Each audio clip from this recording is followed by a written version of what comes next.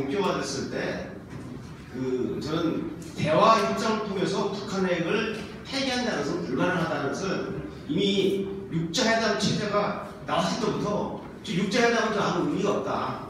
그러니까 육자회담에서 아무리 열심히 공을 들여도 결국은 대화 협상을 통해서는 북한 핵을 폐기할 수 없다는 것이 저희 지론이었고, 심지어 이번에 이 판문점 또 이 평양 공동선언에서 한반도에 완전한 비핵화라는 용어가 나왔을 때도 저는 그 쇼라고 생각했습니다.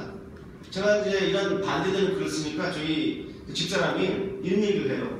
아니 지금 김정은이가 한반도 완전한 비핵화한다는데 당신 그렇게 단정적으로 얘기했다가 웬 개망신을 당하려고 이렇게 얘기하느냐 라고 했을 때 좀 한편으로 좀 불안하더라고요. 하도 막 이 평화공선을 쓰나미를 밀고 하는데 정말 내가 착각하는 게 아니냐 싶을 정도로, 제가 25년 동안 경찰청 소속의 연구관으로서 안보실 전문가로서 이 문제를 연구했고 북한의 대남 전략을 봐왔기 때문에 북한의 이 대남적 행태로 볼 때는 절대로 평화적인 방법으로는 북핵이 안 된다는 게 지금까지의 소신입니다.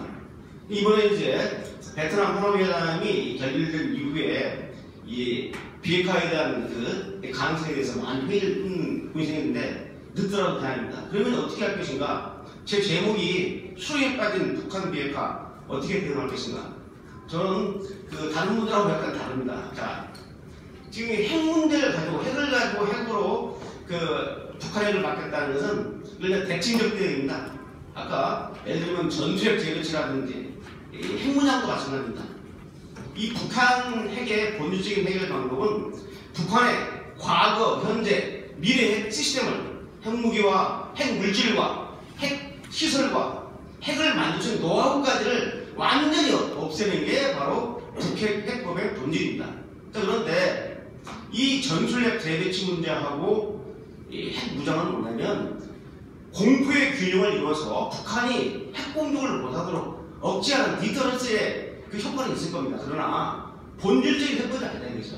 북한 핵을 없애야 되는데 우리도 흥망대로 같이 쏘지 말라는 거 아닙니까? 그래서 제가 생각하는 해법은 뭐냐면 대칭적 대응으로는 북한 핵 문제가 안 풀리니까 비대칭적 사고를 해야 된다. 그게 뭐냐? 핵 위해를 봐야 됩니다.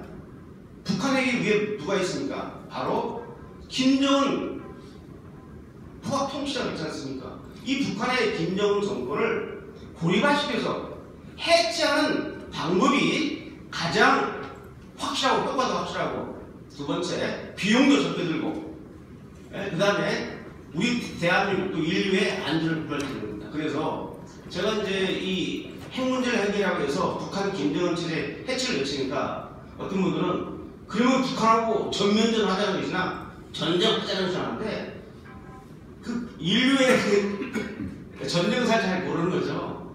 한 정권을 무너뜨리는데 전면전을 해서 전전직에서 무너뜨리는 방식도 있었지만 상당수는 비밀 공작에서 무너뜨릴 수 있는 겁니다. 제가 말하는 것은 뭐냐면 북한 핵 문제를 풀기 위해서 지금 아까 우리 실험시장님이 제시하신 보면은 큐체인이라든지 응징 보복력을 확보하는 것은 이건 이제 그 정도면 전쟁이거든요. 완전 전쟁을 하는 건데 이런 방식이 아니라 평화적인 방법으로 가능한 게 뭐냐? 바로 김정은 정권을 고립화시켜서 해체시키는 방법입니다. 그 방법이 뭐냐면은 여러 가지가 있어요. 예를 들면은 전쟁 방식이 아니더라도 북한 내부에 이런 저항세력을 양성시켜서 북한 주민 스스로 북한 김정은 정권을 갖다 무너뜨리는 방법도 물론 시간이 걸리겠지만 그러한 공작도 필요하고요. 예를 들면 북한 실질적인 힘인 북한군하고 김정은을 갖다가 이간질시켜서 분리시켜가지고 김정은을 갖다가 괴사시키는 방법도 있고 여러 가지 방법이 있습니다. 이것은 제가 구체적으로 저도 생각을 가지고 있지만 이런 걸 여기서 발전에 쓰고 이걸 언급하는 것은 국익에 도움이 안 됩니다. 왜? 비밀 공작에 의해서 진행되기 때문에. 그래서 비밀 공작에 의해서 소위 저쪽 쪽에서 평화를 좋아하는데 평화적인 방법으로 북한 핵 문제를 깔끔하게 핵 문제뿐만 아니라 북한의 각종 대남 고발 문제라든지 유조지폐 이런 북한의 만악의 이 근원을 들을 수 있다 해서 저는 그 방법을 밖에 없다고 생각하는 사람입니다. 이렇게 봐주시고 제가 이번 세미나를 좀 세팅하면서 이 발전원 토론을 하다 보니까 페이지를 다 합쳐도 30페이지가 안 나와요. 그래서 제가 좀 이 자료를 좀 만들려면은 해서 제가 뒤에다가 그 토론문 뒤에 바로 블로그로 말이죠. 제가 2017년 12월 달에 안보 형사과학부에서 발표했던 지금 북핵 위기와 대응책이라는 이 논문을 갖다가 수록했고요. 재미난 것은 그 논문의 블로그를 보면은 지금 우리 이 자료집 44페이지입니다. 이 44페이지를 봐주시면은 참고 자료로 이 북한 노동신문에 나온 2014년 6월 30일자 노동신문 논설입니다. 이 북한 노동신문 논설인데 북핵 포기는 영원히 쉬어질 수 없는 계획입니다. 제목이 이거예요. 이걸 읽어보시면 북한이 왜 핵을 갖다가 없애지 못할까 하는 게 나옵니다. 만능의 복음이에요. 김근원 말대로 해서 저는 이 정도 한 5분 안 걸렸는데 이 정도 제 발전 마칠까 네, 감사합니다. 그런데 이제 한 분의 발전, 세 분의 토론이 있었기 때문에 좀 질문을 받고자 합니다. 그래서 질문을 해주실 때 간략하게 해주시고 지금 이 자리에 우리 국회 국방위원으로 이종명 의원님이 계신데 먼저 이종명 의원님께서 좀 뭐 소감 아니 간단히 멘트 한번 해주시죠. 뭐 질문 아니라도 멘트라도 해주시죠.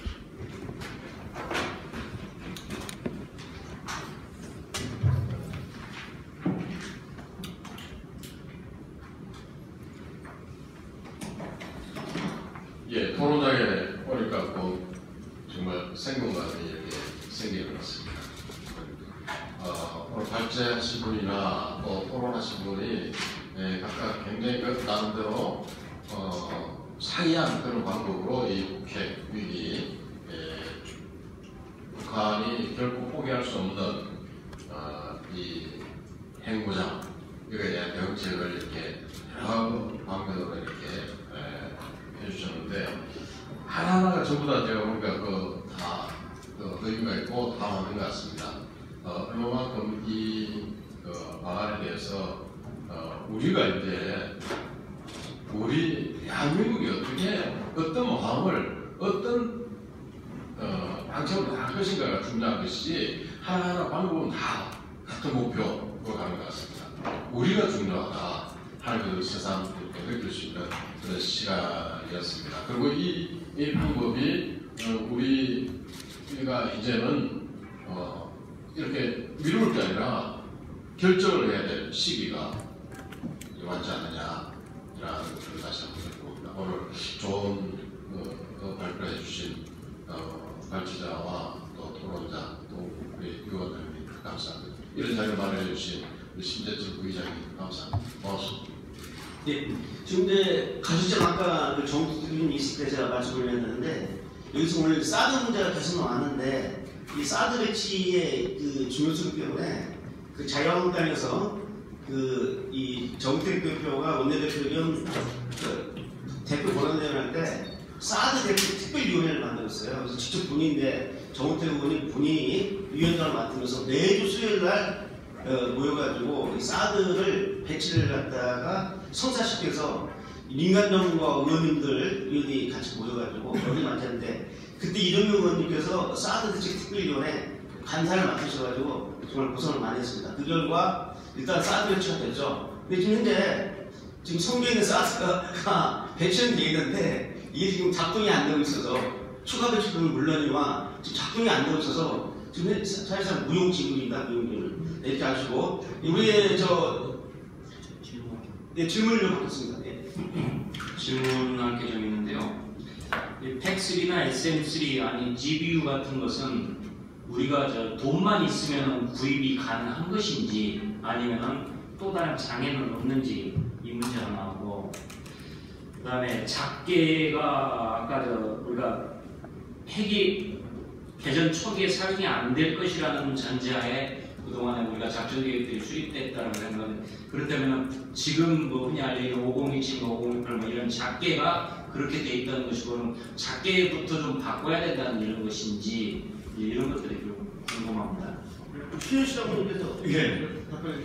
팩3는 이제 작년도부터 우리가 도입을 일부 하면서 그가 대체 M샘을 개발하고 있으니까 팩3 이제 들어오고 있습니다. 그래서 이제 요거 사실은 뭐 미국이 2000년 중반 노무현 정부 때부터 팩스리를 사라고 했는데 우리가 안 산 거거든요. 미국 팩스리를 참 희한한 겁니다. 그러니까 미국산 대탄도탄 미사일을 사면 미국 NDA가 있고 그래서 중국을 자극한다는 아이들 본향이죠. 사드 대자뷰인데 안 하고 일본은 팩스리를 도입을 했습니다. 24개 포대가 있습니다. 지금 우리는 아무짝은 아니지만 사실 대항공기용인 독일산 구닥다리 팩트로 사왔거든요.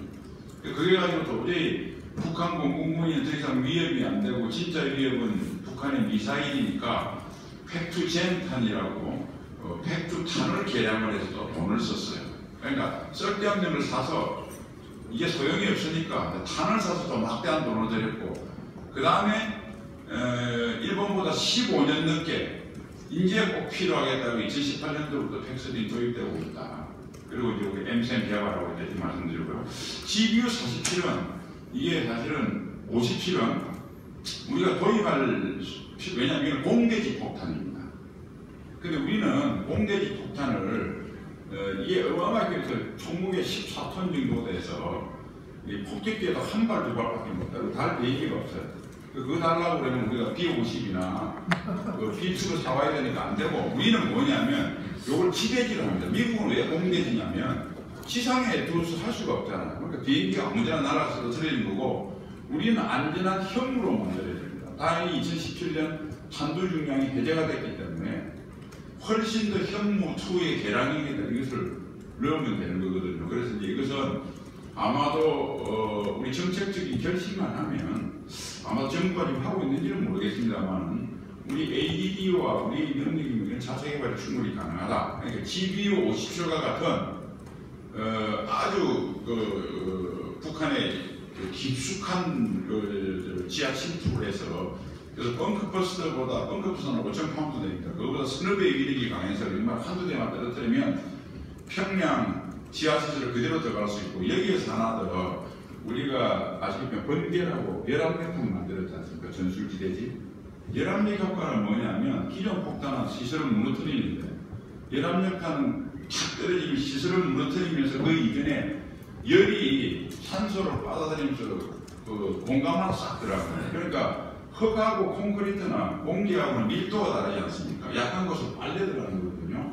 그러니까 GBU 57을 지대지로 만들어서 한 10발 정도로 동시에 평양에 쏘아버리면 평양의 모든 지하시설은 다 타버립니다.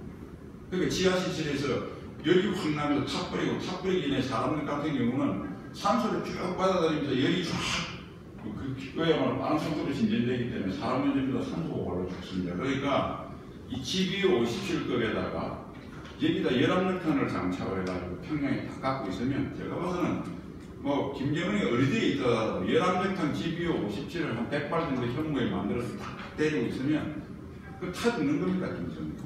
그러니까 이제 그런 의미에서 자체 개발이 가능하고요. 두 번째